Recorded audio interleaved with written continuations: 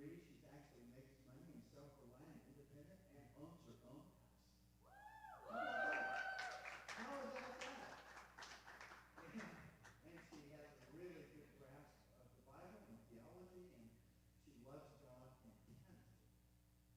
And with that, and she's been with us here at the Net. She's been, serving alongside me since she was 17, right?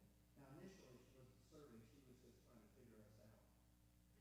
And then she went on a big band trip, and we had her from then on. So we're so happy that she's here. And she has carte blanche, by the way. If she wants to have revival at the end, if she wants to swing from the chandelier, whatever she says, we do it. What do you think? We're, not quite as many people tonight. I think this might work. What do y'all think about sitting on the floor tonight? Like just crowd right in here. Can y'all do that? Everybody just kind of move in here. Let's get a little closer. And we're so spread out. Okay. All right. Everybody working their way here. Come this way. Welcome this way. All right. And, okay, good. All right. Yeah, this is better, I think. And then if, I don't know if she's going to have a discussion question, we can all kind of hear each other. And, okay. Is this good, Amanda? I thought this might be a nice way to do it tonight. Smaller group is easier to use. So,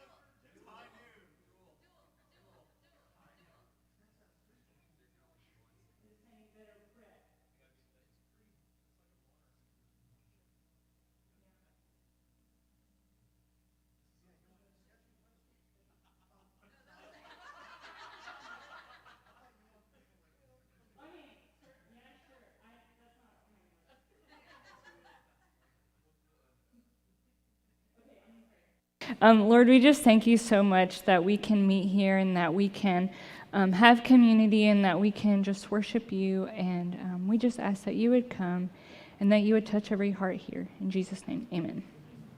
Okay, so my message is called Ebenezer. And there's a passage in the Old Testament that's a bit funny that I want to look at. And Ebenezer, it means stone of help, or it is a declaration that the Lord has helped us this far. And so the passage I want to look at, we'll give it more context. And so we'll look at the Israelites. And they are simultaneously the most ridiculous yet relatable people in the whole Bible. And so because they are the most relatable, we should really examine their choices and then examine our own hearts. So 1 Samuel 7, 2 through 13 is where I'm going to be reading. And this takes place after the Israelites have been rescued from Egypt, but before they have kings. So they're still living under the way God designed. They have a judge that's appointed to them. And so they have been in a bit of trouble, but it says, then all the people of Israel turned back to the Lord.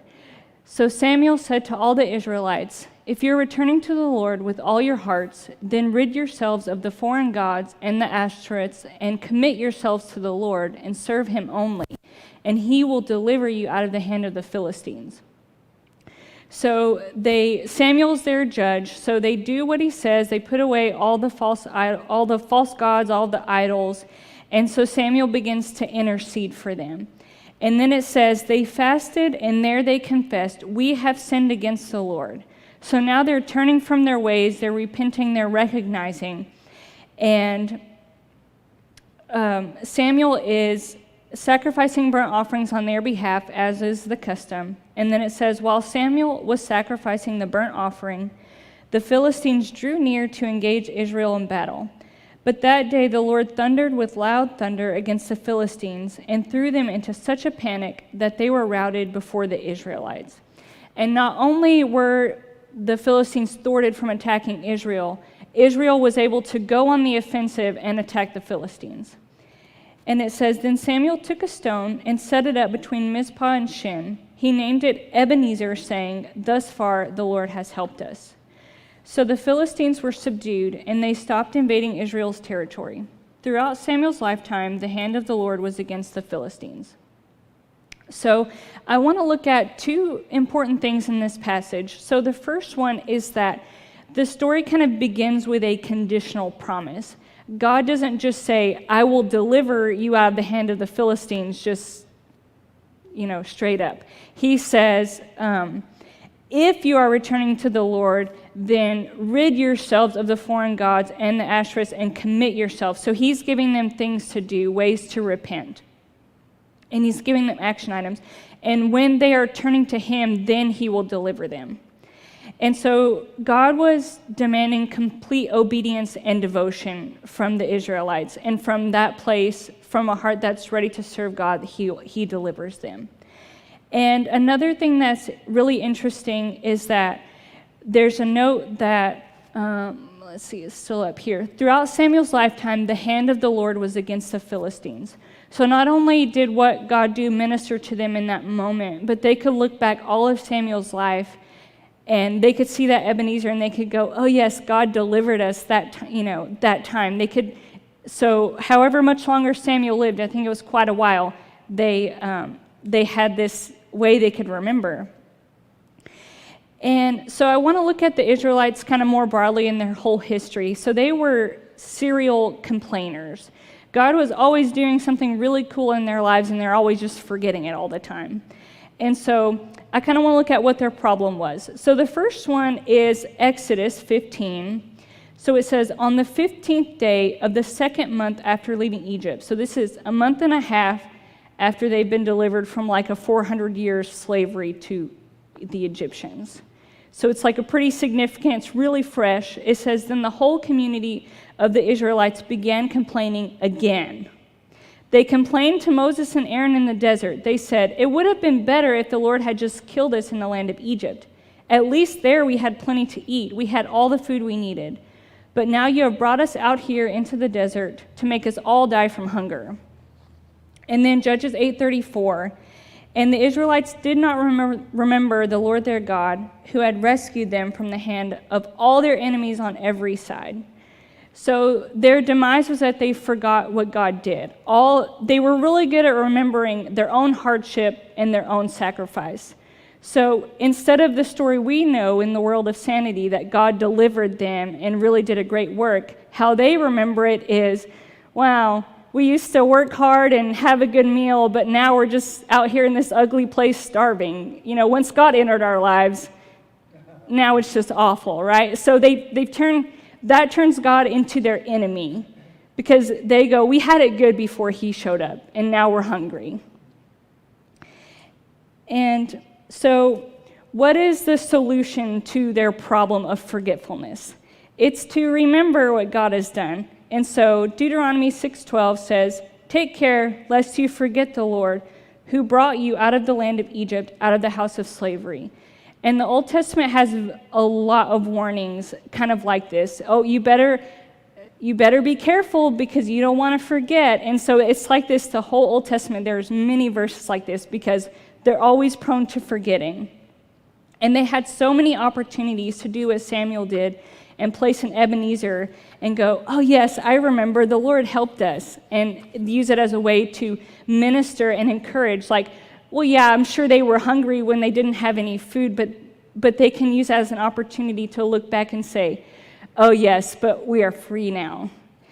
And so like Samuel, we should be placing Ebenezers in our own lives. When God's doing things in our lives, we should recognize those moments and place an Ebenezer and declare, the Lord has helped us this far. I don't know what's going to happen in the future, but to this point, the Lord has helped us. And so we need to be doing something that helps us remember. And so for me, that is journaling. I don't journal all the time, but when I just really feel so inspired, I kind of jot, how I'm feeling. I try and really express my heart in journaling. And so one time I was looking back in an old journal, and I read about this experience that I had with the Lord and how it really transformed me, and it was really powerful. And when I was reading, I was like, oh yeah, I totally forgot about that. That was like epic. And then the next sentence in my journal was like, I will never forget this moment in the way that you touched me. I wrote that down because that's the way I was feeling in the moment. But when I look back, I had completely forgotten until I saw it. So find a way that you can remember. So I thought this picture was really funny, placing Ebenezers, like literal Ebenezers in your house. But anyway, so that's not your living room with the Ebenezer? it is not my living room. Yeah. So when my sister for Christmas one year, she got me a painting of my house. So whenever, down the road I move out of my house, I will have this picture as a way to remember my first house.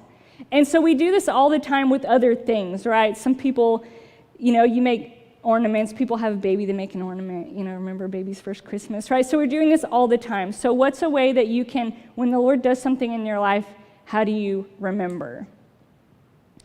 And I want to give an example of an Ebenezer in my life. So when I was a freshman in college, I was in my second semester, and I had the opportunity to do an internship with the Net. It was one whole year. And I was already working almost full-time and going to school full-time, so I felt a little too stretched to devote the time and energy that I really wanted. And so I had to tell Pastor Glenn in like a month whether I was in or not. And so I really just prayed to the Lord, and I said, I really want to do this internship, and I think it would be really good for me, and I feel really drawn to it, but I don't have the resources to do it the way that it should be done. And so I was like, I'm just going to, lay this here, and I'm going to trust you, and, if you want to provide a way for that, if you think this is good for me, then here you go. And I just kind of left it at that, right? And so the day came that I had to tell Pastor Glenn, and nothing had changed. So I was like, oh well. I didn't have a way to change things on my own. And so I get a call from the university. I think it's like middle of February or something.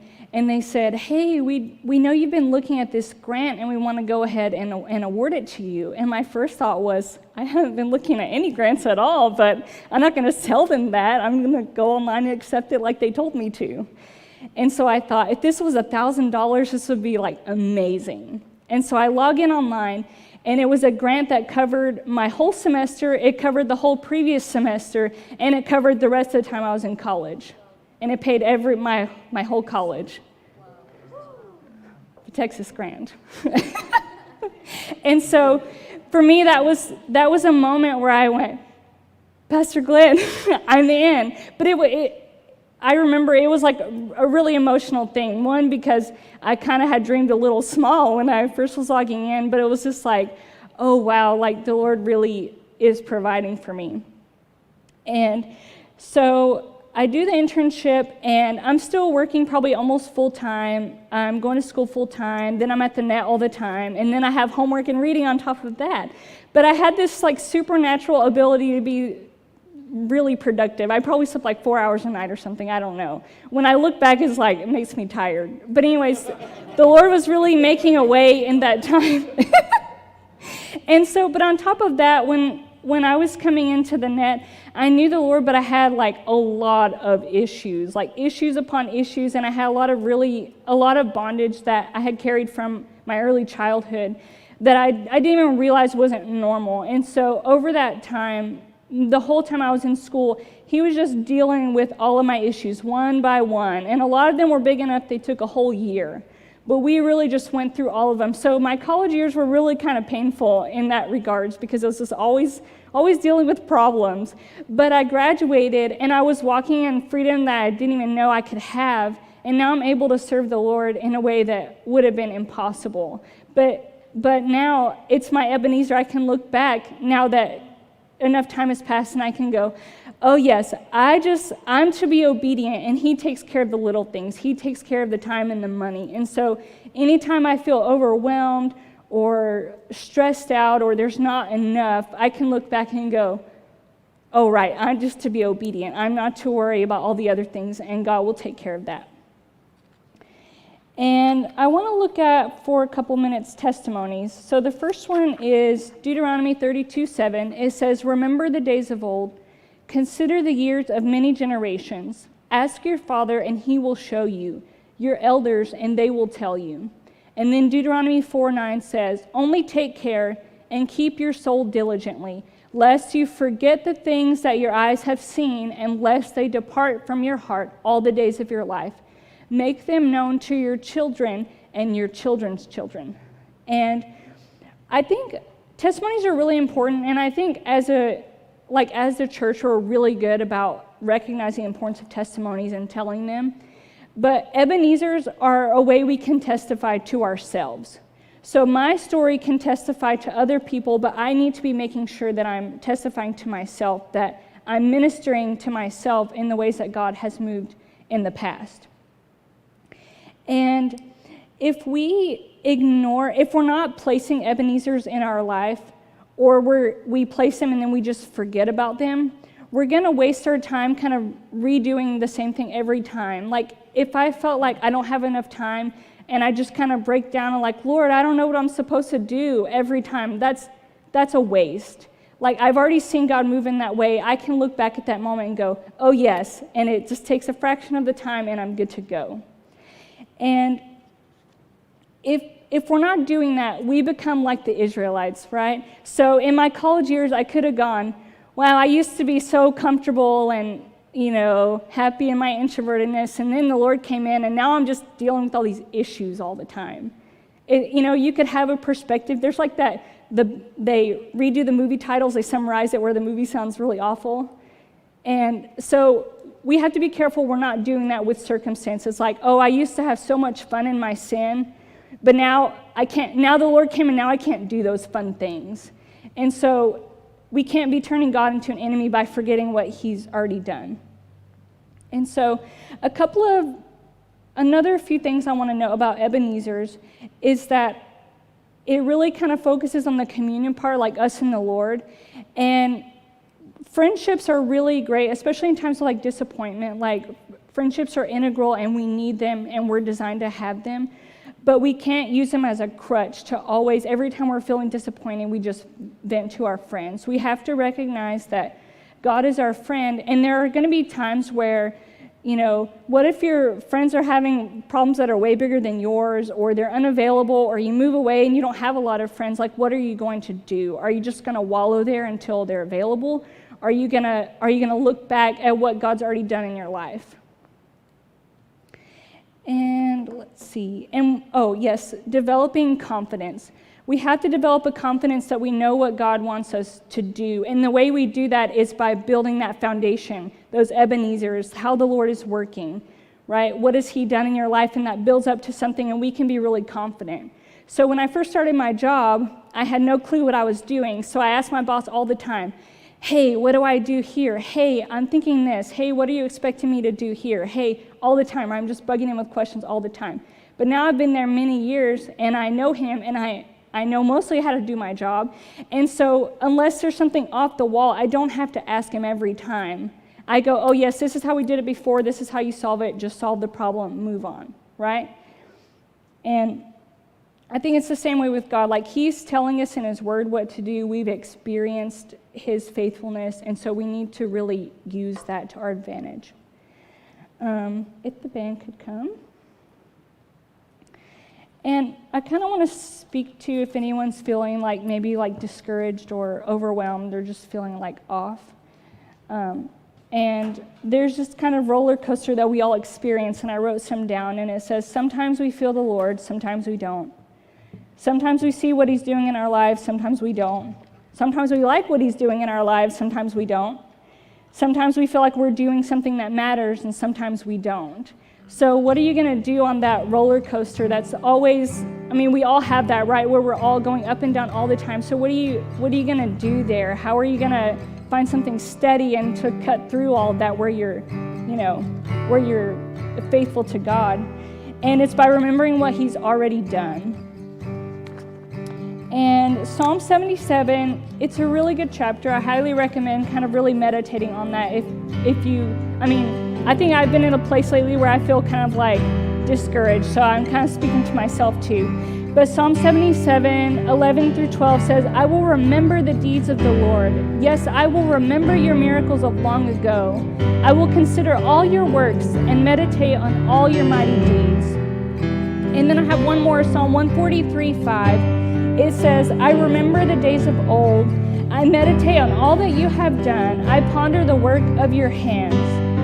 So if you'll remember what God has done in your life, it will minister to you for the rest of your life. So when I'm 70 years old and I'm so far removed from any schooling or anything, I can look back at my college years and go, oh yes, the Lord provides for me when I need it, and I'm just to be obedient to Him. And if you don't have an Ebenezer because you don't know God, He already set one up for you if you will accept it. And Romans 5:8 says, but God shows His love for us in that while we were sinners, Christ died for us.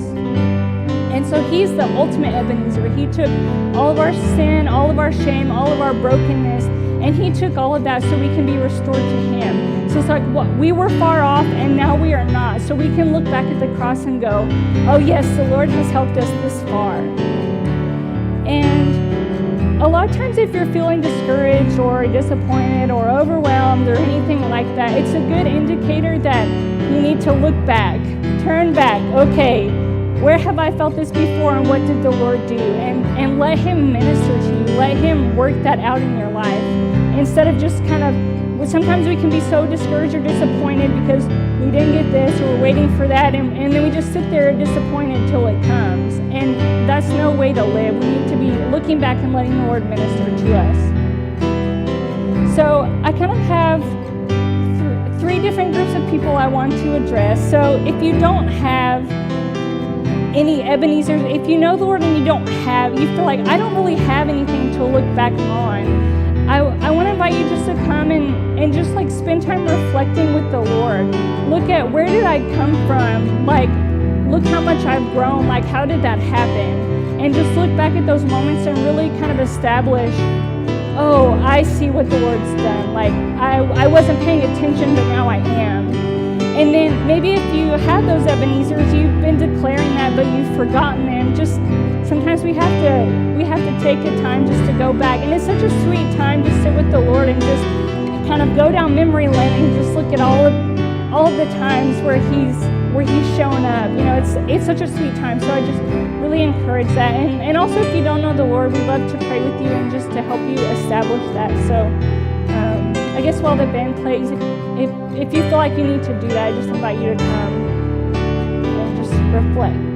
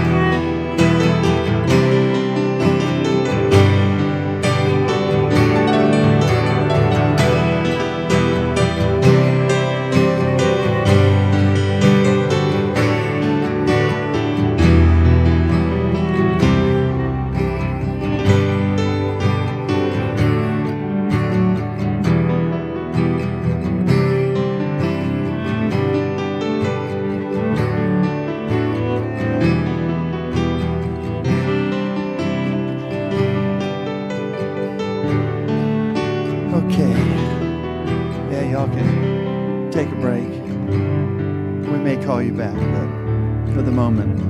Do we have an extra mic somewhere? No, look at Amanda. She beat the AA to it. Yeah, usually I have this and then the mic, yeah.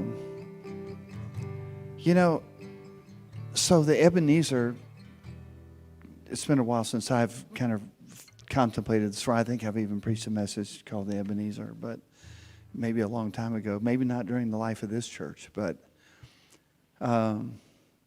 so they had fought a tremendous battle, and they had survived, and they lived to fight another day. And so they put the stones up, and they said, "Thus far the Lord has helped us." And it was just one of those moments where they realized they had come through a lot. They still knew they had a lot to do. They still knew there were challenges ahead of them, right? They knew that the story wasn't finished, but it was a pivot point. It was that point where they recognized the goodness of God and that He had brought them victory. And there are those pivot points in your life like that, where you have a gratefulness, you have a recognition that the Lord has been good and He's helped you thus far, right? And I was thinking while they were playing, I was just thinking, you know, what are kind of pivot points for me? And I think one of those pivot points, and it was just kind of full of a sense of gratefulness, but I would say when Alicia got married. When Alicia got married, she was the last one to leave home. It was a pivot point for us. And all of our kids now had come in for a safe landing. They all got married. They all were moving on with their lives. They'd all left home. We never felt like our home was very empty because I always had about 100 people to take care of. So, you know, surrogate dad to a whole lot of young people always, you know, perpetually. And so it kind of filled that. We never really felt an empty nest experience because we were so filled with a sense of purpose. But I would say that was a pivot point. That was a point where we can now look in our lives and say, you know, that was an Ebenezer. It was a point where we could say, look what the Lord's done. Thus far, He has helped us. We knew we had a lot of journey ahead. And I know there's other moments like that, but I'm just curious if while she was speaking or while I'm speaking right now, if you thought about an Ebenezer in your life that you could tell us about. Not a long story, but just something that gives us some context. I realize you may not have a moment like that. Okay. Here, come over here. Come here. That's the way Rodney Howard-Browne does it. He goes, come here. Have y'all heard him before? I'm here. He is a riot. Okay. He's got that New Zealand accent, and people laugh and fall out and cry and all that. That didn't happen to you just now, right? When I said, come here, okay, anyway. He goes, come here. They stand there, and then they fall down. Yeah. I mean, I can't. You want me to? Are you going to fall down? Just have a few behind me. Okay, now, anyway, Okay, I'm being anyway. too silly, sorry. It's kind of cool because I'm in a pivot point right now, if we're using that terminology. What terminology did Pivot you use? point. Pivot point, I'm in yes. a PP. So, I regret nothing. I'm sorry. So, anyways, okay. So, Maybe I should be holding the mic. I don't know, okay. Okay, go ahead. Anyways, to make it more concise, so over the summer, I went to Mexico for a vacation for a month, and like 2 weeks into it, I was like, I got home from church, and I was just like thinking about leaving, and I was just like sobbing, and I'm like, this isn't me just like wanting to not leave, like this is something, it felt spiritual or whatever. So then I was like, okay, Lord, like if you want me to go, like stay here or be here longer, like make it so clear, like whatever. And then I go to church the next day, and I'm in this prayer group, and this lady's like, yeah, like, just pray for me. I've been looking for a Christian girl to, like, house sit for me for 3 months, like, just totally free, like, just watch my dog. And I'm like, yeah, like, I'll be praying for you. Like, I hope you find someone. And God's just like, all right. I'm like, oh my gosh, cool, okay. So then I said yes, right? But I, like, literally blew through my savings account to stay in Mexico for the summer. and I like came back with like negative $200, lol, and like like no job, like I got fired, like bad decisions were made over the summer to stay in Mexico, but like I did it. But I knew that the Lord wanted me to go back for some reason. So anyways, that's the context for this. But I kind of was like, okay, $1,500 to save up money, like to go, because I want to be obedient to the Lord. I want to like, obviously he did so much in the summer, like, and he wants to continue that. So I want to be obedient and do everything I can. So $1,500 was what I was trying to save up. And like, I've just seen the Lord provide so much since I've been back, like for what, like a month or so. And I leave in like 2 weeks, and I'm like, okay, like I'm nowhere near my goal. And like, today I was like gonna sell my car, right? Because first of all, it's like breaking down. Second of all, like whatever. And like, so I was like, that's some money, right? And then I was talking to, I'm living in a church right now. Okay, I'm trying to like, it is very loud, but. Yeah, just turn her down a little bit, please. Thanks. So I'm like trying to talk fast, so I'm leaving out a lot, but I'm living in a church right now, and I'm talking to the guy that owns the church. And I was like, yeah, I'm trying to sell my car. I'm thinking about getting like $200 for it just to like add to my thing. And he's like, oh, cool. So he picks up his phone and he's like, hey, yeah, she's a Christian girl. Like, it's a Honda. And he's like, okay, cool. And he's like, okay, so he'll take $2,000 for it. And I was like, what? So that was like double what I was trying to save up. So anyways, I'm just seeing the Lord provide so miraculously when I thought like I couldn't do it by myself. So I'm like, that's kind of that's like right now, like that's my pivot point. Like I know that the Lord wants me to go back. So like I'm looking back on this and seeing like there was no way that I was going to make like $1,500 in like 2 weeks, right? And then the Lord just like doubled that plus more. So that was kind of cool. Anyways, that's it. That's cool. So you're so you're putting the Ebenezer up? Yes, you're writing it down. In your living room? Stacking rocks. Yeah, in my church. Did you have something to say? Trinity? Yeah, Trinity. I'd love you to share. You were one of the ones that had mine. Just go ahead. Oh, We can start and then come back. and then Do you not want me to say anything? Oh, I didn't know. I thought it was Cameron that was over there motioning or something, but it wasn't. It was a whole group effort. Everyone has Ebenezer. Do you want me to stand over there or? Right there. Okay. I mean, Come here. Come here. Here, come here where I can see you. There you go. Right? That's good. okay. So I wasn't here for the whole message, so I didn't really hear. I heard like the very end of it, but as you were talking about your pivot point and everything, like I immediately thought about. I don't want to say like the moment I came back, but the moment I came back came back into the States. For those of y'all who don't know, I went on a 2-year mission trip in West Africa, working on a hospital ship, and I did that for 2 years. And when I came back, and I looked back, and I saw everything that God had done for me, and I looked at the person that I was before I left, and then I looked at the person I was after I came back, or the person I am now. I, like, every time I think about it, I'm just, like, in so much awe, I guess you would say, of everything that God has brought me through, everything that God did for me, everything that God opened my eyes to see and made me realize how blessed I am and how grateful I am of the life that He's given me. And like every time I think about it, I almost come into tears because it's so, like, there's so much that happened. And like, honestly, those are like the 2 best years of my life, because that's when I realized the most, of my faith and what God was doing in my life and how to trust Him more. So It's beautiful. Yeah. Thank you. So, yeah, just she'll come up here. Yeah, thank you. So, Mary, it's wonderful to have her visit with us tonight because she was a part of our church for probably a year and a half or so. 2 years. And then she moved to Austin.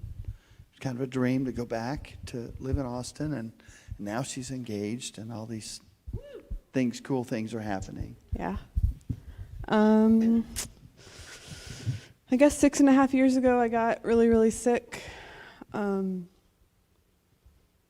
I worked for about 2 years. I do physical therapy, so I've done physical therapy for 15 years. About 4 years ago, I got too sick to work.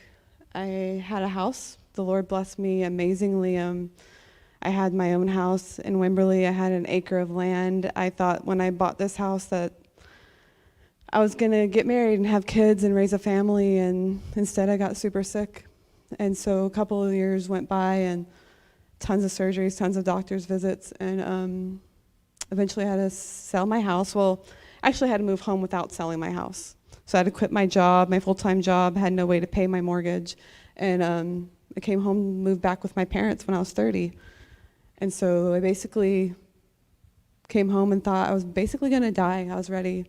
I think I even came And here. home was here to Corpus Christi. Yeah, home is here in Corpus. I think I came to Pastor Glenn and I said, I'm ready to die. What do you got for me? And so went through a huge depression. What did I say? Can't really remember. Like, have faith. Like, I was going to say no. yeah. You're Yeah, I not- think you you're said not no. gonna Like, die. you You have broke too it off much of to me. give still. Yeah, yeah. You spoke a lot of life into me. That's not how this is going to Yeah. end. Yeah. Yeah. Something like that. Something like that.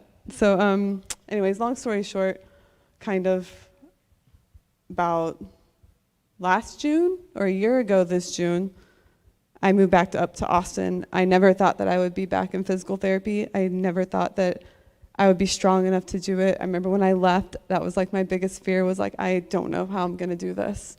But, and whenever I moved, I didn't have a full-time job either.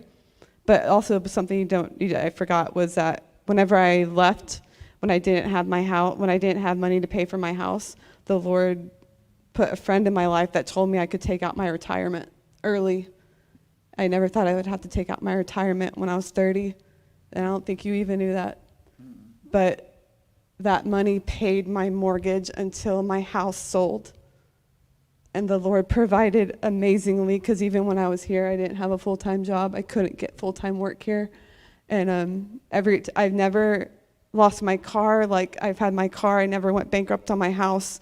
Just provided everything amazingly. And whenever I moved up to Austin and took this job, my boss said, I don't know how long it will take for you to get full-time work. So it was just like completely faith in asking the Lord to provide. And every single time, I've never been late on any rent or anything. I needed this message hugely tonight because, I mean, like you said, I'm getting engaged and it's great, but it's very stressful and it's like, Lord, I need you to provide. Like, it's so expensive. But also, I mean, I remember telling Pastor Glenn also, like, I'm never going to meet anyone that's going to love me and accept me for what's going on, because still I'm battling the same thing. I never thought that I would find someone that could not try to fix me and accept me for who I am and how I have to eat and how I have to live. And like you say, like it's an Ebenezer, like I'm still battling a lot of the same battle, but I know that like the Lord provides and the Lord's a healer. And there are so many Ebenezers that I could just list and keep going, but yeah. Thus far the Lord has helped me, and I know he will continue. Different points all along the way. Oh yeah. Definitely. Yeah, amazingly. And I needed to be reminded of those as well tonight, because it was like, okay, I'm right here, like, where are you? And then I was like, oh, look at every place that he's provided, because it's amazing. That's right. And to see Mary's, she, talking about a shift or pivot point, but when you were here for that 2 years in our ministry, you went through a shift in your perspective, in your faith position, in your coming to grips that the Lord's not done with you yet. And that was beautiful. We even threw her out there on campus to help us reach out and stuff. She's like, okay. But you were a blessing to us. We miss you. Yeah.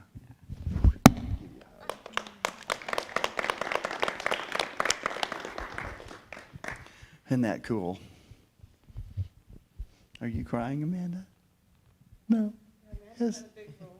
She was, it looked like she was. Anybody else? Madeline? Oh, okay. Did you want to come up? Did somebody else raise their hand first? No.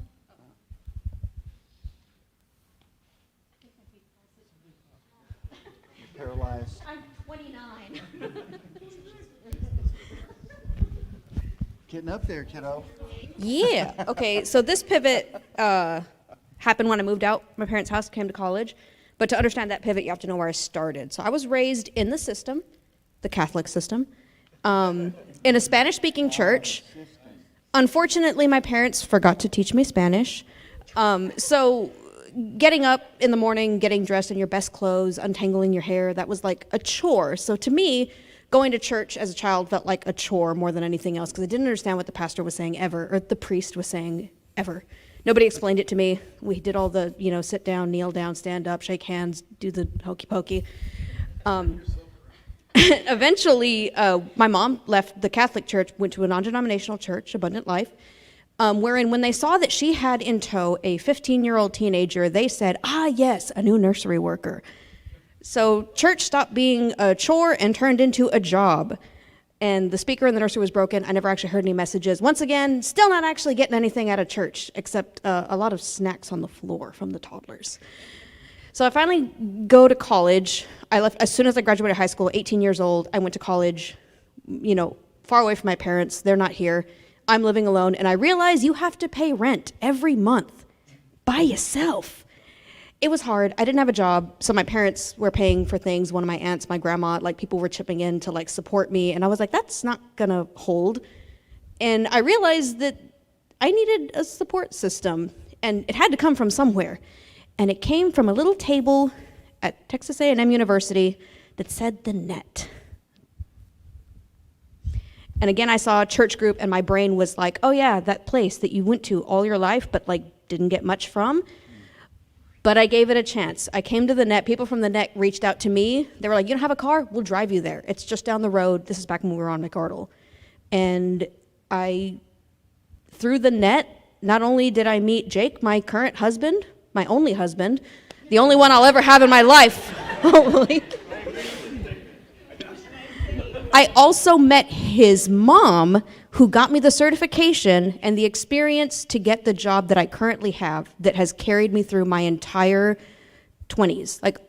This is where I have my health insurance, everything. My full financial support came from somebody that I met through someone I met because of the net. Had I have not given the net a chance, I don't know where I would be right now.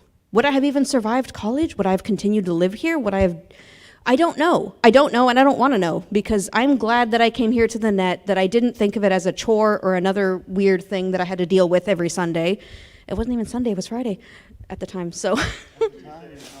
It was, and the Tuesdays, yes. So that was my pivot point, was deciding I'm going to take the leap and come to the net and actually get involved in an actual, listen to the message church, not just being put in the back.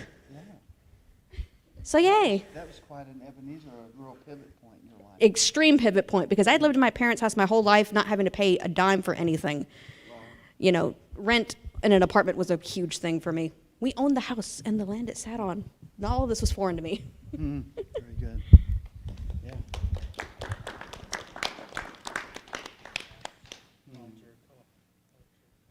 Those were good. Oh, come here. About to wrap up, but if y'all have some. So my pivot point is actually pretty similar. You see, I used to go to church just to learn about God and the Word, but I never paid attention to the community because all the people I was around was flaky, dishonest, very hypocritical and very cynical too. And okay, and my church friends were also, my close ones were also very toxic. Like a boy would try to advance on me, or a girl would try to get me to do something else. And it wasn't until I actually came to the net that I realized that there is such a thing as community in a church. Like when Jade first brought me here on Friday night and I saw y'all praying, I was like, what is this? This is magic. What is this? And I had never seen people prepare like that. On top of that, I've never really seen people actually be so warm and welcoming too, and actually mean it. And basically, I was praying to God for a support system and such, and to get out of so many toxic relationships with friends and to change my family dynamic. And literally the second I gave away all those toxic relationships, there was a D&D group, another D&D group, girls' night, so many events that suddenly just popped up. And so I'd say that was my pivot point, and Ebenezer. So, yay. Thank you. So let's stand together. And I'm going to bring the band back. We'll just take a few more minutes. And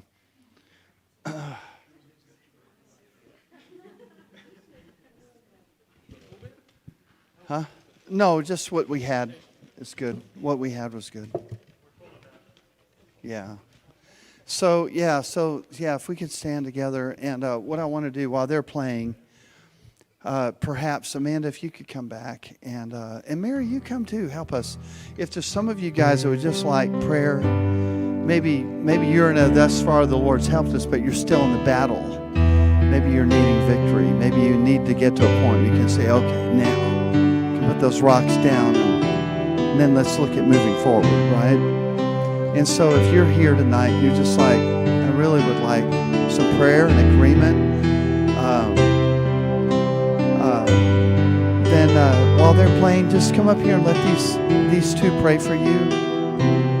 And we'll just take a little time to do that. I mean, if you don't want to just feel like you're going through something and you're alone. Sometimes you need someone to agree with you. And yes, thank you, Jesus.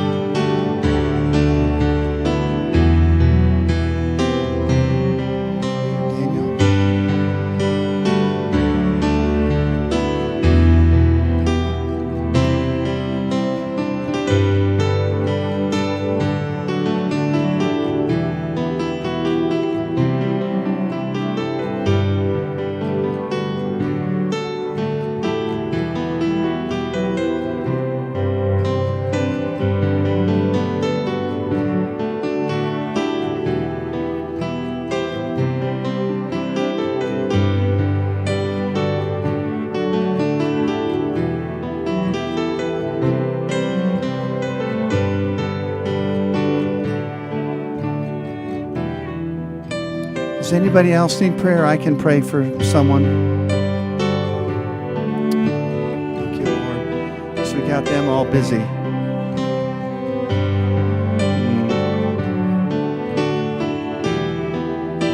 Jesus, Jesus, Jesus.